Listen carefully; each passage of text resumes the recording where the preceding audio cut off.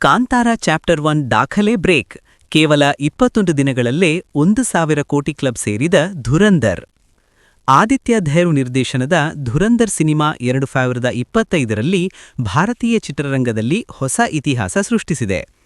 December 5ರಂದು ಬಿಡುಗಡೆಯಾದ ಈ spy action thriller ಸಿನಿಮಾವು ಕೇವಲ 21 ದಿನಗಳಲ್ಲಿ ವಿಶ್ವದಾದ್ಯಂತ 1,000 ಕೋಟಿ ರೂಪಾಯಿಗಳ ಗಡಿಕೆಯ ಮೈಲುಗಲ್ಲು ದಾಟಿ ಈ ವರ್ಷದ ಏಕೈಕ ಚಿತ್ರವಾಗಿ ದಾಖಲೆ ಬರೆದಿದೆ. ರಣವೀರ್ ಸಿಂಗ್ ಅಭಿನಯದ ಧುರಂಧರ್ ಸಿನಿಮಾ ಕ್ರಿಸ್ಮಸ್ ಹಾಲಿಡೇ ಸಂದರ್ಭದಲ್ಲಿ ಬಾಕ್ಸ್ ಆಫೀಸ್ನಲ್ಲಿ ಭರ್ಜರಿ ಕಲೆಕ್ಷನ್ ಮಾಡಿದೆ. ಈ ಸಿನಿಮಾ 3ನೇ ಗುರುವಾರದಂದು ಅಂದರೆ ಕ್ರಿಸ್ಮಸ್ ದಿನದಂದು ಸುಮಾರು 17 ಕೋಟಿ ರೂಪಾಯಿ ಗಳಿಸುತ್ತಿದ್ದ ಆದಾಯವನ್ನ ದ್ವಿಗುಣಗೊಳಿಸಿದೆ.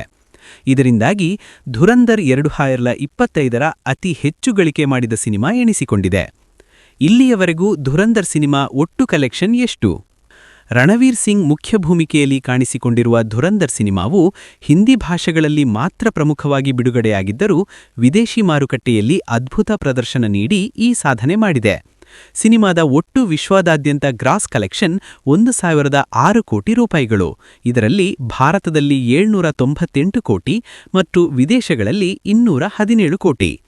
ಸಿನಿಮಾ ರಿಲೀಸ್ ಆದ 21ನೇ ದಿನದಂದು ಕಾಂತಾರ ಚಾಪ್ಟರ್ 1ನ ನಿವ್ವಳ ಕಲೆಕ್ಷನ್ ಅನ್ನು ಹಿಂದಿಕ್ಕಿ ಧುರಂಧರ್ 2025ರ ಅತಿ ಹೆಚ್ಚು ಗಳಿಕೆ ಮಾಡಿದ ಸಿನಿಮಾವಾಗಿದೆ.